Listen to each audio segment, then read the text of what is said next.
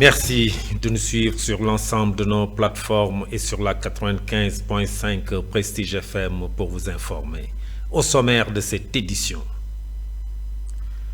le Premier ministre Ousmane Sonko a fait face ce vendredi matin aux députés de la 15e législature pour sa déclaration de politique générale.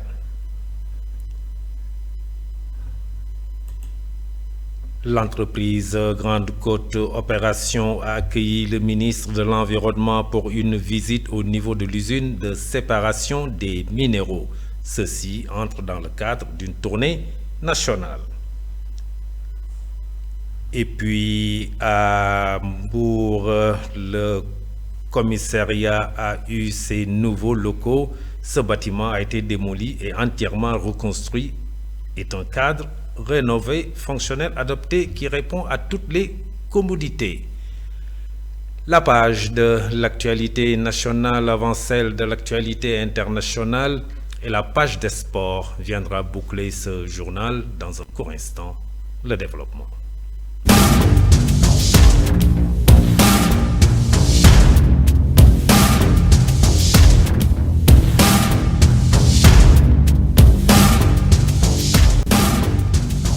Mesdames, mademoiselles, messieurs, bonsoir et bienvenue dans ce journal. Le Premier ministre Ousmane Sonko a fait face ce vendredi matin aux députés de la 15e législature pour sa déclaration de politique générale après 9 mois d'attente.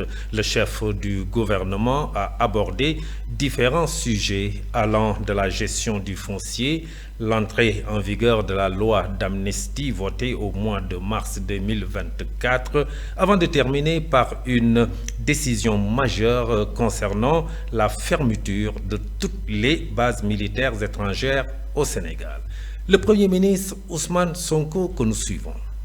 De graves scandales ont été décelés dans la gestion foncière, qu'il s'agisse de l'occupation du domaine public maritime ou de l'accaparement de terres sans commune mesure par des privés et des sociétés civiles immobilières écrans, au niveau des lotissements des zones foncières, effectuées notamment à Dakar, à Thiès, en particulier à Mbourkat.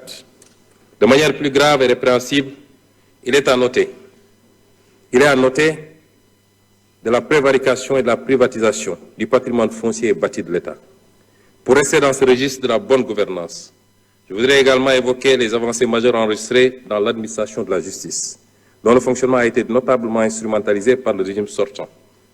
Une des réalisations majeures dans ce domaine au cours des 8 derniers mois a été l'organisation des assises de la justice avec la participation inclusive des citoyens. Les autres réalisations ou initiatives lancées ont trait à la protection des lanceurs d'alerte, la modernisation de l'administration pénitentiaire et la prise en charge judiciaire des dossiers des victimes de la période préélectorale.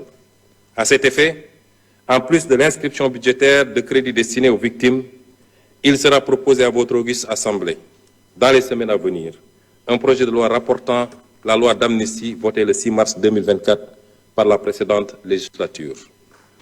Pour que toute la lumière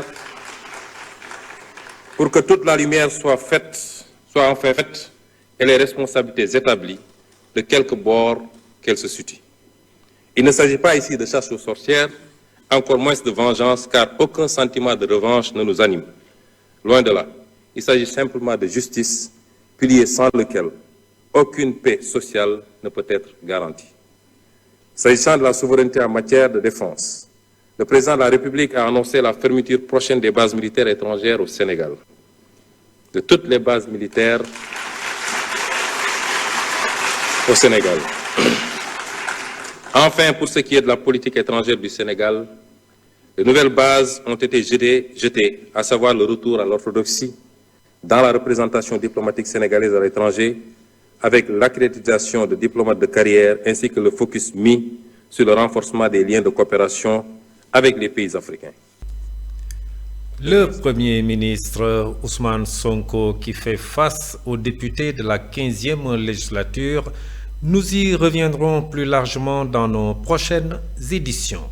Je vous le disais tout de suite dans le sommaire, l'entreprise Grande Côte Opération a accueilli le ministre de l'Environnement pour une visite au niveau de l'usine de séparation des minéraux.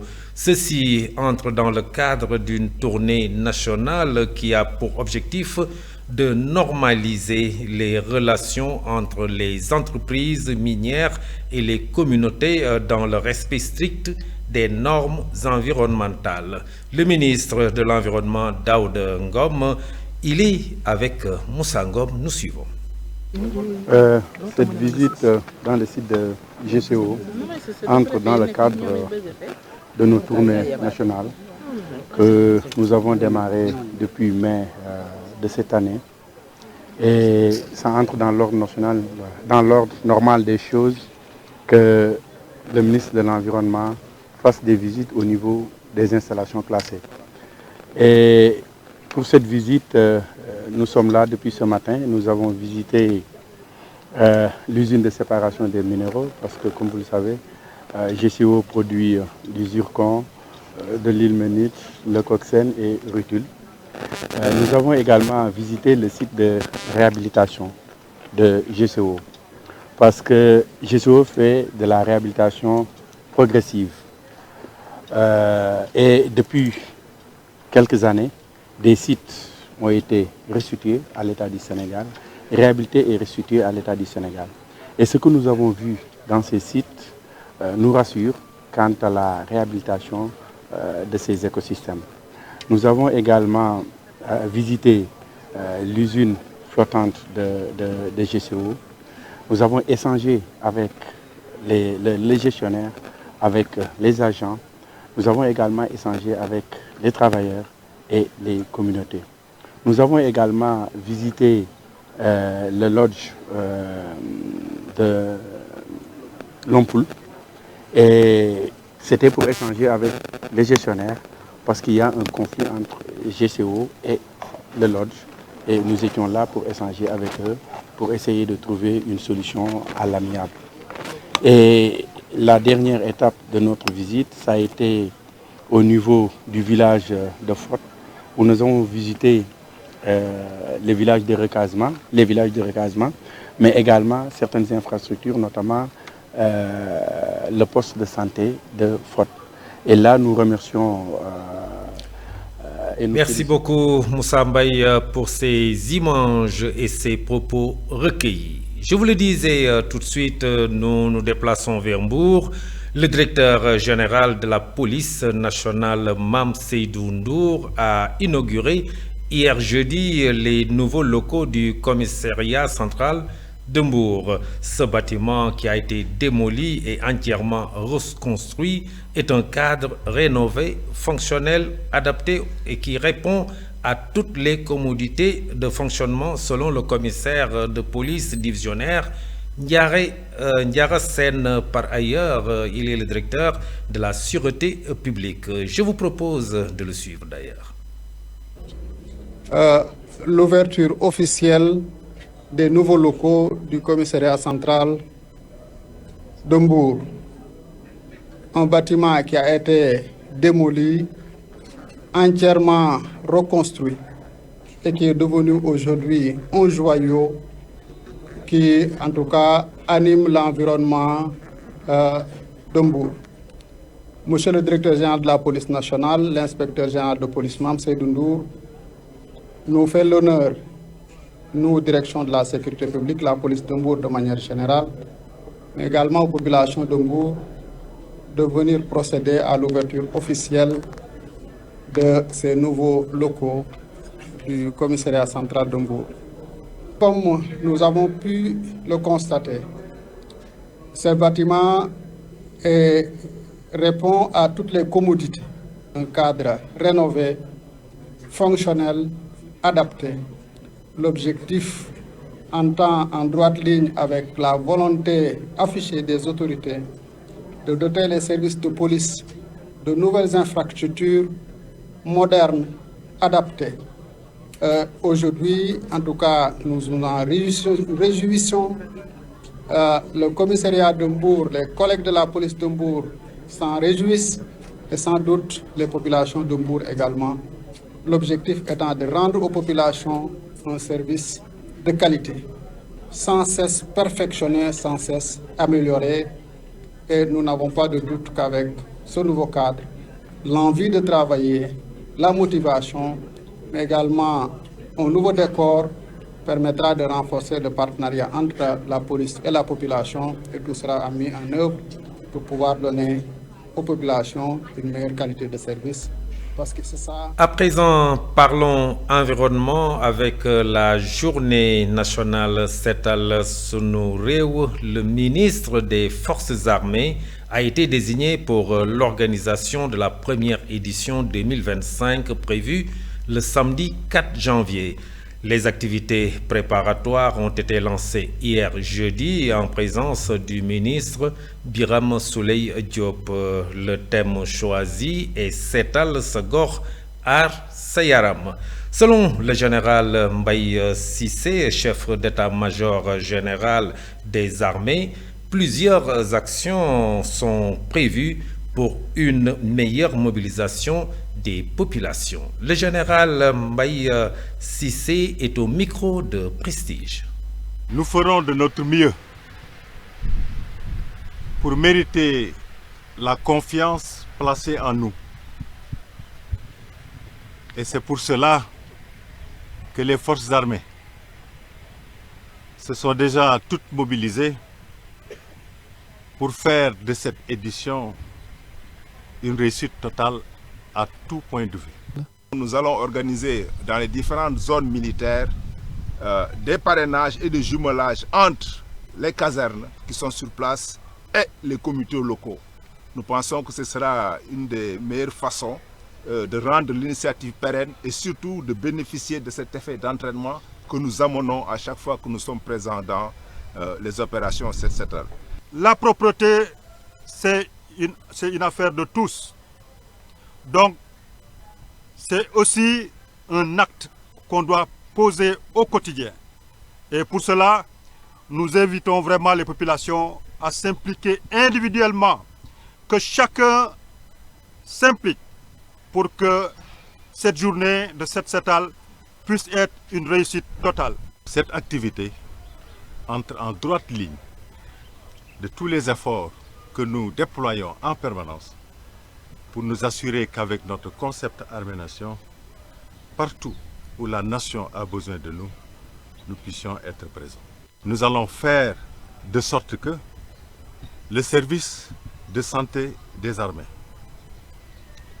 comme il en a l'habitude, travaille à améliorer la santé des populations.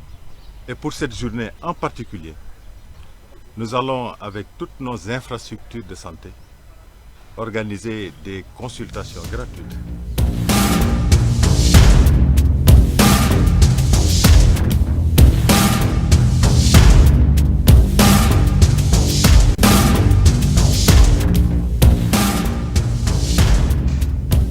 Page de l'actualité nationale tirailleur sénégalais, le Premier ministre Ousmane Sonko prend le contre-pied de Cheikh Oumar Diagne. Mamadou Saturne Dione. Les jeunes de Dakar avec Barthélémy Diaz a fait part du rejet de sa déclaration de manifestation pacifique qui était prévue ce vendredi 27 décembre par le préfet de Dakar. L'autorisation préfectorale a souligné sa lettre de notification que les déclarants n'ont pas respecté le délai de 3 jours francs au moins et 15 jours francs au plus relativement à la déclaration de manifestation sur la voie publique. Ayant pris acte de cette décision, le mouvement citoyen Les Jeunes de Dakar avec Barth qui a informé avoir engagé des discussions constructives avec les autorités coutumières et traditionnelles de Dakar ainsi que les organisations de la société civile et celles politiques, a décidé de mettre en place avec les forces vives de la nation un nouveau collectif citoyen dénommé Touche pas à mon maire. Sur proposition du chef d'état-major général des armées, le général de corps d'armée Mbaye Cissé est validé par le ministre des Forces armées. Le général Biram Diop, le président de la République Bassirou Diomaye Faye, chef suprême des armées, a nommé le général Magatte Ndiaye au poste de sous-chef d'état-major des armées. Sous Semka, numéro 2 des armées, il remplace à ce poste le général de division Fulgence Ndour, admis dans la 2e section ou à la retraite. Rappelons que le général de brigade Magatte Ndiaye, en sa qualité de patron de l'armée de terre, a récemment fait encore ses preuves en organisant avec grand succès des manœuvres militaires dites Saloum 2024. Terminons par le Premier ministre Ousmane Sonko qui a vigoureusement salué l'héroïsme des tirailleurs sénégalais lors de sa déclaration de politique générale du 27 décembre 2024, rejetant fermement les propos polémiques de Cheikh Omar Diagne, ministre chargé de l'administration et de l'équipement à la présidence. Dans ce contexte tendu, Ousmane Sonko a saisi l'occasion de sa DPG pour rétablir l'honneur de ses combattants. Il a déclaré avec force: les tirailleurs sénégalais ont combattu par devoir, par patriotisme et non pour des raisons mercantiles. En réaffirmant leur courage et leur sacrifice, il a marqué son soutien à une mémoire nationale.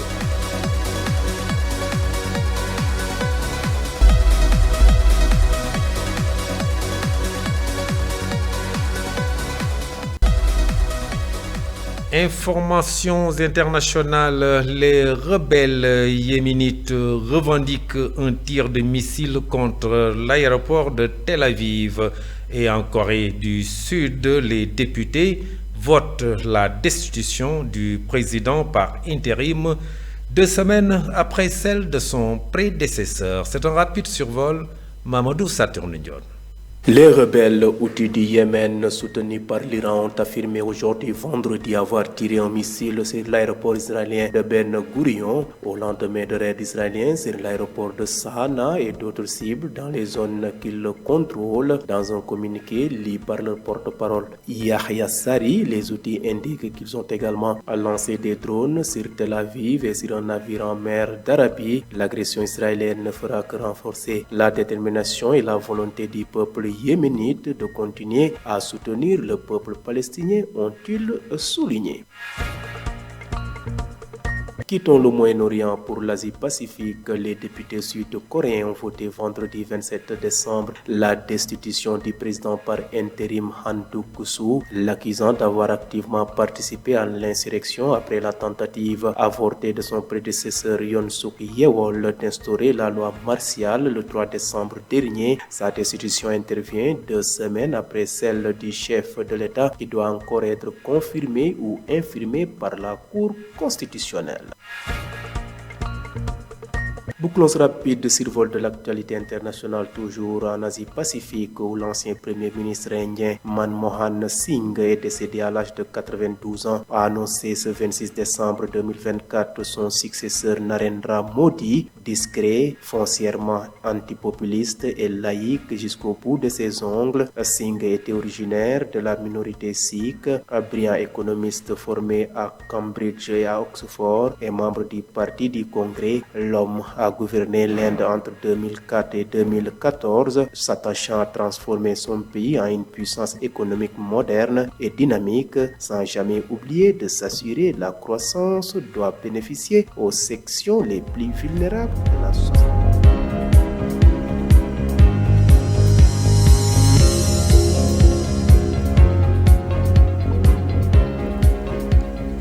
Actualité sportive, qualification CHAN 2025, c'est au menu de cette page. 2 renforts pour les Lions locaux avant le match retour contre le Libéria et que le Jaraaf de Dakar, lourdement sanctionné par la CAF, va interjecter appel. Ibrahim Assar.